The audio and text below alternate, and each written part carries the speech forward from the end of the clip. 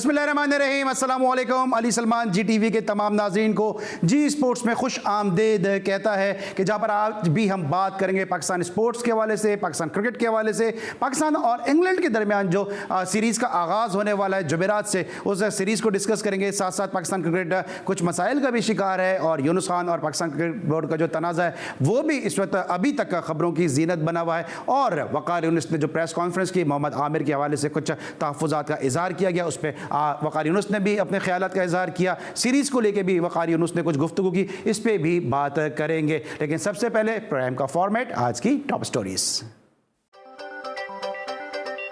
पाकिस्तान के खिलाफ सीरीज से कबल इंग्लैंड टीम को बड़ा धचका। 7 अरकान का टेस्ट मुस्बत आने पर पूरी टीम को करंतना कर दिया गया, जबकि इंग्लैंड क्रिकेट बोर्ड ने पाकिस्तान के खिलाफ नई टीम का ऐलान कर दिया। बेन स्टोक्स इंग्लिश टीम की क़यादत करेंगे। कौमी क्रिकेट टीम कार्डिफ पहुंच गई। कौमी स्क्वाड कल से ट्रेनिंग का आगाज करेगा।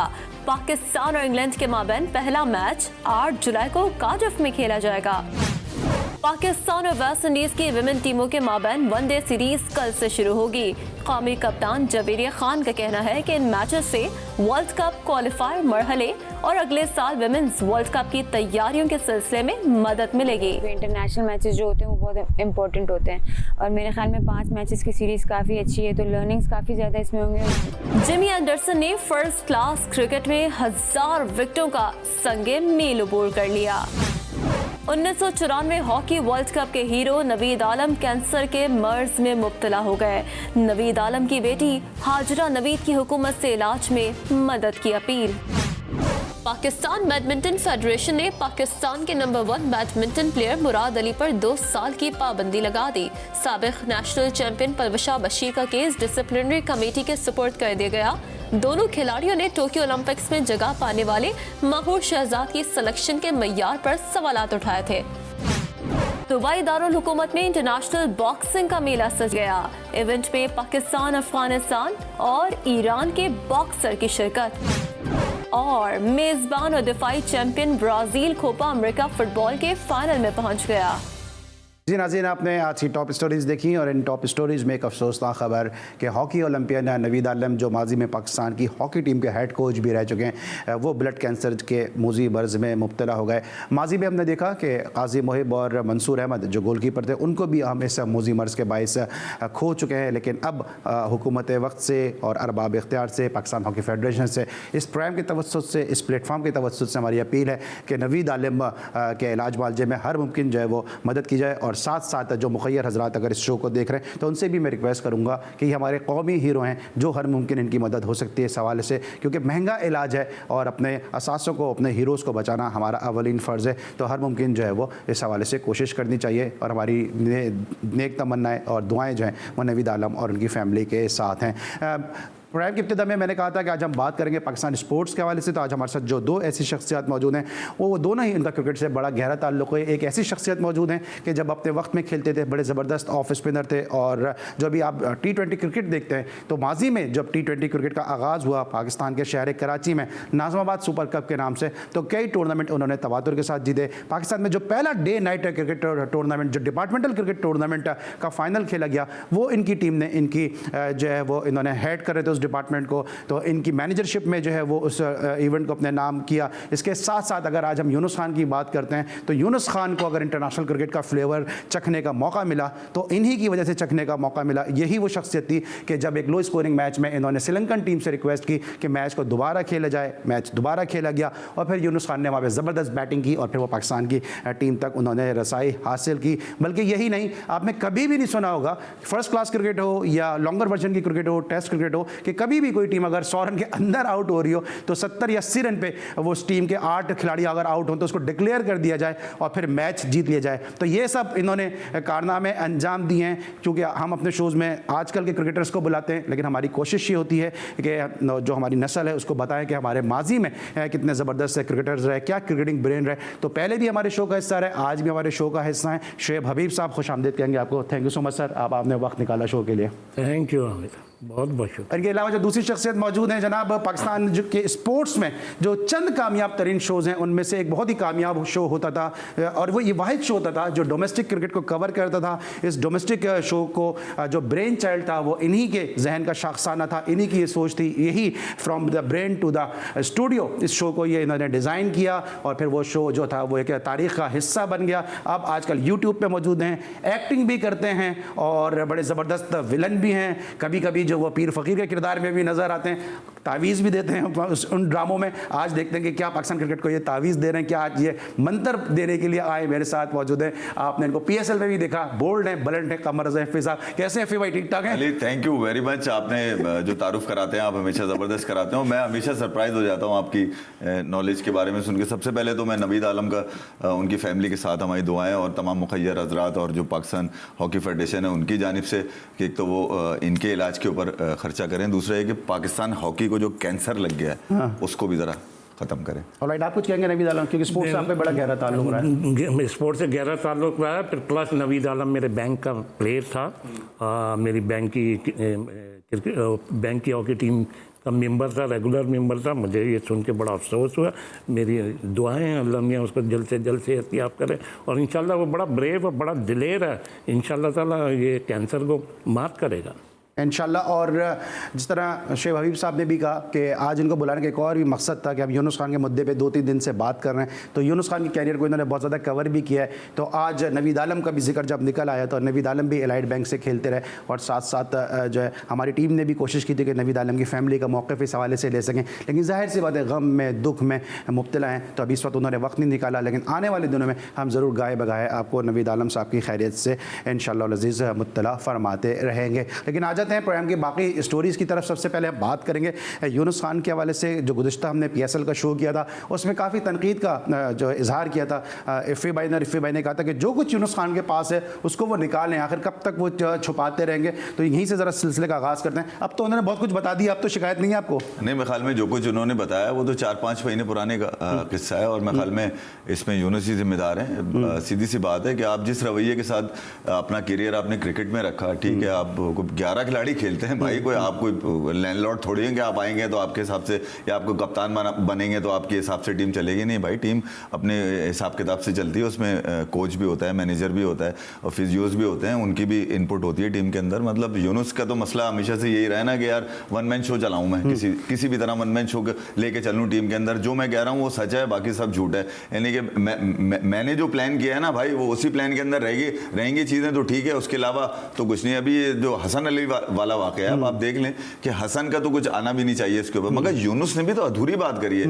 यानी कि जब आपने अपने दिल के फपोले सारे फोड़ लिए, उसके बाद आपने जाके PCB से फिर रिक्वेस्ट करी, ये किसके कहने से? लेकिन ये यूनुस वाला मामला आपको नहीं लगता है PCB ने खुद इंटरवीन किया? ये जो आई स्टफ वाली बात थी वो खुद वो PCB की तरफ से आई सामने, ब्रेक की गई बिला जब स्टोरी को बढ़ाया गया। तो यूनुस बता देते उसके अंदर यार, पहली दफा में बम फोड़ देते ना कि यार ये था भाई, असल में इससे ताल्लुक ही नहीं था। अब बात को उन्होंने लंबा खींचा, उसके बाद उन्होंने फिर देखें वसीम खान जो इनके CEO हैं उनसे भी मैंने कहा था कि यार कुछ इसके ऊपर अगर वो कुछ कहना चाहें यूनुस वाली स्टोरी के ऊपर, तो उन्होंने बहुत लेट हो गया। और इस प्रोफेशनल क्रिकेट और प्रोफेशनल क्रिकेट में एक चीज़ हो जाती है तो उसको आगे बढ़ जाना चाहिए। आपको मैं ये समझूं गुफ्तगू से कि आप ये कहना चाहते हैं कि जो यूनुस खान ये समझते हैं कि जो मैं कह रहा हूँ वो सही है? बिल्कुल यार, मतलब यूनुस को चाहिए कि यार बजाय ये क्या, तो ये तारीख की दूसरी शख्सियत होगा, क्योंकि इससे पहले मीर तकी मीर शायद कह के इन्हीं के लिए गए कि मुस्तनद है मेरा फरमाया हुआ, मैं हूँ सारे आलम पर छाया हुआ, ऐसा ही है? समझा नहीं मैं आपकी बात, ये शायद शेर को मैं मुश्किल कर दिया मैंने? बहुत मुश्किल नहीं, समझ में नहीं आया। आप सिर्फ मीर कह देते वो समझ जाते हैं। ये नहीं, यूनुस खान की बात जरा समझने में दूंगा ना। आपके तो यूनुस खान से क्या मामला था? आप तो शुरू से यूनुस खान को जानते हैं। मतलब यूनुस खान और PCB, मैं इस तरीके से आता हूँ। मैं आता हूँ ये 69-68 से आता हूँ। देखिए PCB हमारा इदारा शुरू से मतलब प्लेयर्स को आपस में लड़वाता है। अच्छा, मैं इसकी मिसाल यहाँ से दे देता हूँ।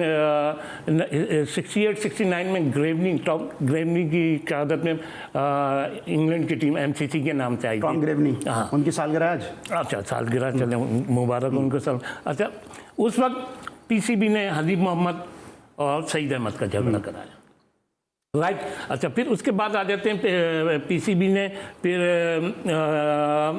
मेरे ख्याल में मियादाद का पहले हुआ, मियादाद के अगेंस्ट जो रिवॉल्ट ऑस्ट्रेलिया रिवॉल्ट हुआ, 79 अच्छा उसमें भी पीसीबी का हाथ था। फिर वसीम अकरम के अगेंस्ट पीसीबी का हाथ था। ठीक है। तो पीसीबी की तो ये आदत है। और अभी मिसाल के तौर पे अभी यूनुस पे मैं बाद में आऊँगा।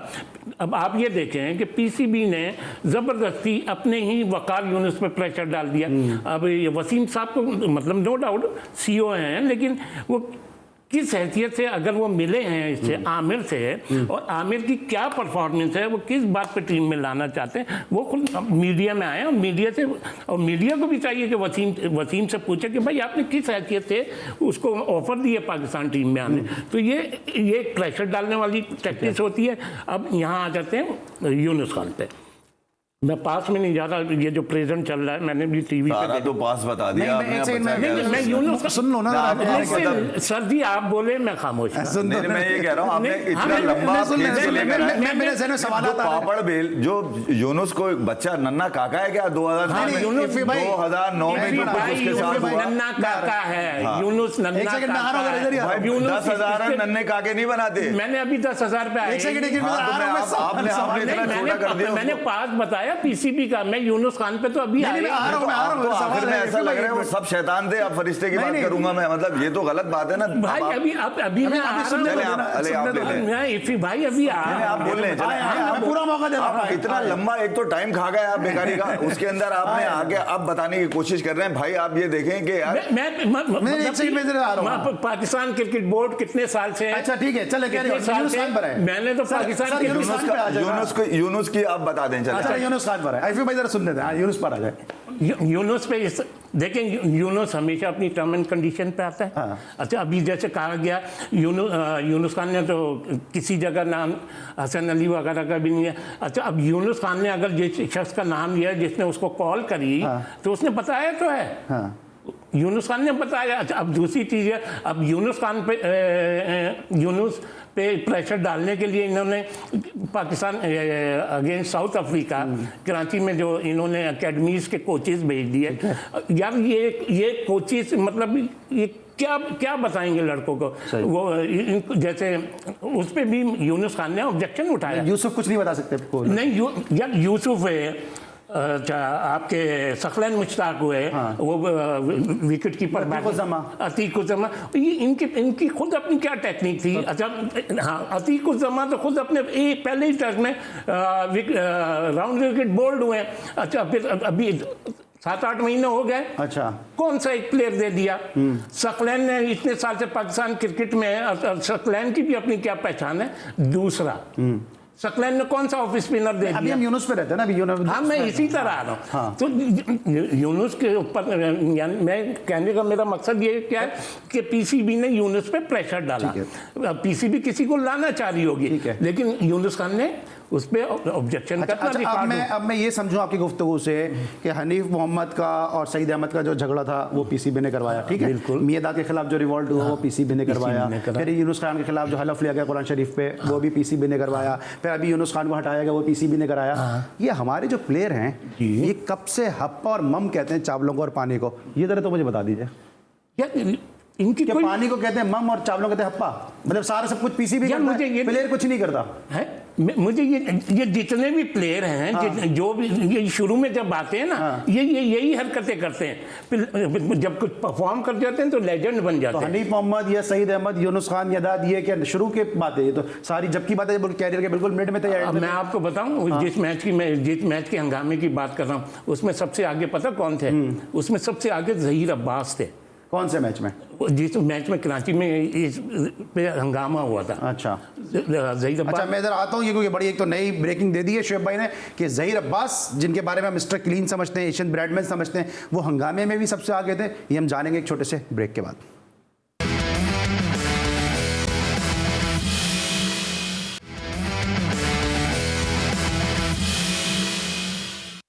Welcome back after the break. और ब्रेक पर जाने से पहले पाकिस्तान के फॉर्मर फर्स्ट क्लास क्रिकेटर और senior cricketer, cricket administrator Shoaib Habib भाई हमें बता रहे थे कुछ कि प्लेयर्स जो है वो बहुत मासूम होते हैं, चावलों को ये हप्पा कहते हैं, पानी को मम कहते हैं, जो कुछ करता है आज तक क्रिकेट बोर्ड ही करता है, प्लेयर ने आज तक कभी भी कुछ नहीं किया। और जिस प्लेयर का इन्होंने नाम लिया कि जो सबसे ज़्यादा किसी भी मसले में आगे आगे थे, वो ऐसे प्लेयर का नाम लिया कि इसको सभी समझते हैं कि कभी किसी कंट्रोवर्सी में इन्वॉल्व ही नहीं रहे। ज़हीर अब्बास साहब को कहाँ लड़ते हुए देख लिया आपने? यार बात लड़ने की नहीं है, और खुदा न खासा कोई झगड़ा वो नहीं है। एक मतलब सईद अहमद वर्सेस हनीफ मोहम्मद, हनीफ ये ज़हीर अब्बास साहब का ताल्लुक कराची से होता था, ये उन्हीं के क्लब पाक क्रिसेंट में खेलते थे और उसमें उनके साथ इफ्तिखार भाई होते थे, सोहेल अब्बास के वालिद, सोहेल अब्बास के वालिद, ये सब एक क्लब में खेलते थे। हनीफ भाई की बहुत ज़्यादा रिस्पेक्ट करते थे।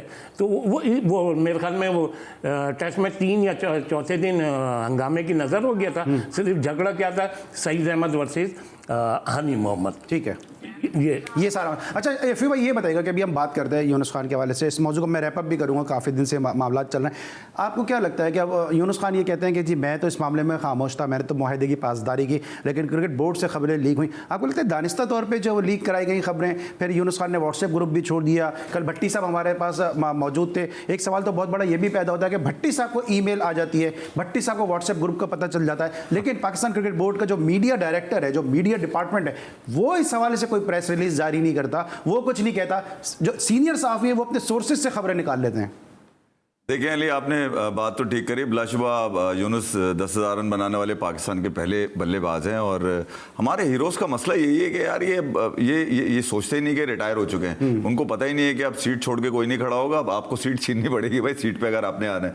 तो यूनुस की जो अब आप समझ लें सिस्टम में रहने की जो चीज़ें ना, वो यूनुस मेरे ख्याल में ना कभी सीख पाएंगे ना कभी समझ पाएंगे कि किस तरह से उनको यूज़ कर लिया जाता है।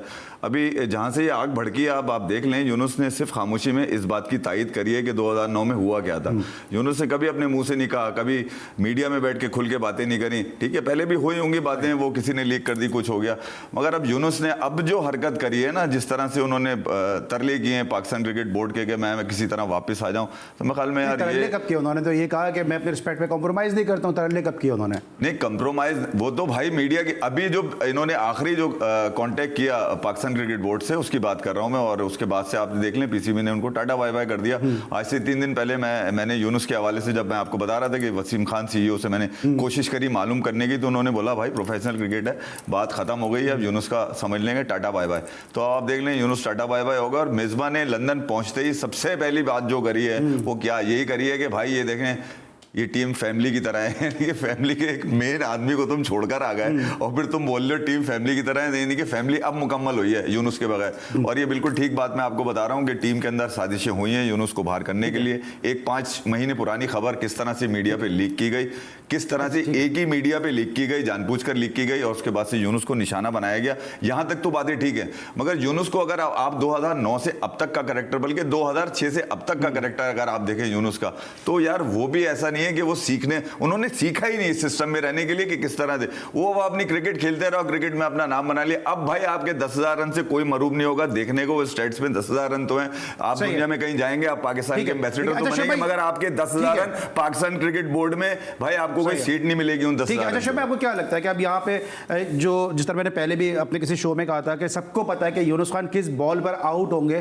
कि अगर आप थोड़ा सा जो है, अगर आप उनका लूज टेम्पर इंसान है, थोड़ा जज्बाती इंसान है, तो अगर आप थोड़ा सा उनको इस फेज में लेकर आ जाएं तो वो सब कुछ एकदम से तर्क कर देते हैं, छोड़ देते हैं। आपको लगता है कि जानबूझ के वो बॉलिंग की गई, यूनुस खान छोड़ दें, और जिन लोगों को खतरा था यूनुस खान से वो कामयाब हो गए, वो अब ये स्टेटमेंट दे रहे हैं कि ये फैमिली है? यार देखें, ये बहुत लंबी मीडिया की पॉलिटिक्स है, ऐसा कोई नहीं है। यूनुस खान एक उसूल परस्त आदमी है और हर आदमी को पता है कि वो जो भी अपनी टर्म एंड कंडीशन पे आता है। पीसीबी हमेशा और इस दफ़ा पीसीबी ने तो अपने ही ग्रेड्स को नीचे करने के लिए बहुत छोटी हरकतें करी हैं। अभी मैं आपको मिसाल देता हूँ, पाकिस्तान क्रिकेट टीम वहाँ से न्यूजीलैंड से टेस्ट सीरीज हार कर आई, उसमें पाकिस्तान कैप्टन मिसबाह उल हक पाकिस्तान कैप्टन वकार यूनुस, ये किसके आगे, किस कमेटी के आगे बैठ रहे हैं? सलीम यूसुफ। और सलीम यूसुफ को तो कराची के ग्राउंडों का नहीं पता, उसके सामने इन्होंने उनको वो कर दिया, वो उरूज मुमताज़ के आगे। यार आप ये देखें कि ये कितने, नो डाउट पाकिस्तान टीम हार गई, लेकिन इन लोगों के अपने कंट्रीब्यूशन कितने हैं। वकार यूनुस कितना बड़ा नाम है, वो किसको जवाब दे रहा है? उरूज मुमताज़ को। वो किसको जवाब दे रहे हैं? सलीम यूसुफ को। नहीं, सलीम यूसुफ के तक तो सही है। मैं पीसीबी का बता रहा हूँ। पीसीबी हमेशा, पीसीबी ने अभी in the end Waqar Yunus Australia अपनी फैमिली से मिलने गए, तो वसीम साहब ने ये प्रेशर डाल दिया। पाकिस्तान क्रिकेट टीम अच्छी खासी परफॉर्म कर रही है, इन्होंने 3 कोचेज ग्राउंड में भेज के यूनुस खान पे ये प्रेशर डाल दिया। ये पीसीबी की चालाकी होती है, पीसीबी का ये स्टाइल है, वो प्लेयरों को इसी तरह भगाता है। यूनुस अभी यही हरकत अगर यूनुस खान से के साथ होती, वकार यूनुस वाली, आप देखते वो यूनुस खान फौरन रिजाइन करता, इसने यहाँ रिजाइन करता। अब आप यही मिसाल ले लें, अभी सरफराज को इन्होंने सी कैटेगरी में रखा है, उसने 2 मैच खेले, तो ये ऑब्लाइजिंग ही है सरफराज को। मैं समझता हूँ अगर इस जगह यूनुस खान होता, वो विड्रॉ करता, तो ये कुछ लोग ऐसे होते हैं जो टीमों के साथ और पीसीबी से कंप्रोमाइज करते चलते हैं। ठीक है, यूनुस खान उसूल पे कंप्रोमाइज। देखिए यार अली, मैं शोएब भाई की एक बात यहाँ पे मैं उसको बिल्कुल हामी नहीं उस बात का कि यार जहाँ बिल्कुल आप ले लीजिएगा मौका, मगर भाई जहाँ आपने ये बोला है ना कि यूनुस खान के होते हुए उन्होंने यूसुफ को भेज दिया या XYZ किसी को भी भेज दिया, भाई आप एक सिस्टम के अंदर नौकरी कर रहे हैं, आप प्रोफेशनल नौकरी कर रहे हैं, आप नहीं होते ये कहने वाले कि मेरे होते हुए आप जो इदारा जो क्रिकेट रन कर, आप इदारे से बड़ी सोच नहीं कर सकते। आप एक इदारे में नौकरी कर रहे हैं, यूनुस खान भी उसी इदारे का, यूनुस खान हो भले इमरान खान हो, आप एक इदारे में नौकरी कर रहे हैं। भाई जब आप नौकरी करते हैं ना, तो फिर आप इदारे की सुनते हैं, आप ये नहीं देखते कि यार मैं इतना बड़ा नाम हूं, मैंने वर्ल्ड कप जीता है। इससे कोई आप दोनों से ज्यादा चीखना मुझे भी आता है। एक सेकंड मैं माइक बंद कीजिएगा जरा, 1 minute रुकिएगा।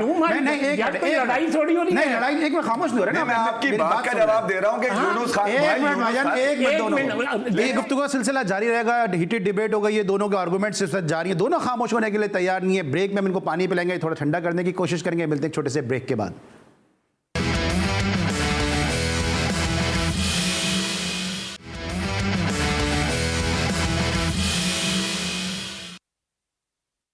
Welcome back after the break. और ब्रेक पर जाने से पहले बहुत ज़्यादा हीटेड आर्गूमेंट दोनों हमारे पैनलिस्ट के दरमियान हो गए थे, दोनों एनालिस्ट के दरमियान। इफ़ भाई मुख्तसर मुझे जवाब दीजिएगा कि यूनुस खान यहाँ तक क्या सही नहीं है कि अगर उनका एक डोमेन है कि उनको बैटिंग का एक कंसल्टेंट बनाया गया, तो किसी दूसरे प्लेयर को, ख्वाह वो कितना ही बड़ा प्लेयर क्यों ना, वो अगर आके टिप देगा, दोनों की टेक्निक अलग है, दोनों का समझाने का अंदाज अलग है, तो डिस्टर्बेंस तो पैदा होगी यार। कहाँ तक की, कौन से यहाँ तक, वो 2009 से यहाँ तक इतना टाइम, और कितना टाइम देगा आदमी?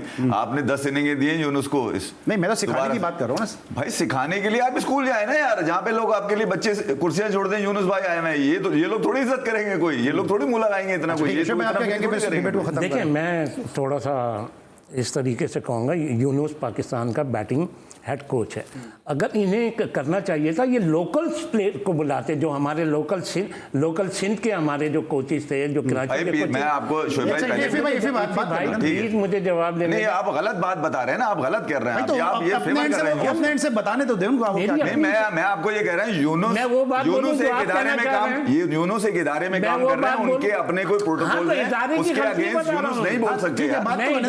बता रहा हूँ, या मैं वो बात बोलूं जो आप कौन होते हैं इदारे की गलती बताने वाले? मुझे ही बताएं। ये तरीका है नहीं, मतलब आप बताएंगे तो सही ना, वही तो कोई नहीं बताने वाले। आप बोलते रहे, अच्छा ठीक है, मैं बोल क्या रहा हूँ, मैं तो आपको बता रहा हूँ मेरे बीच में गलती यूनुस से अगर हुई है तो आप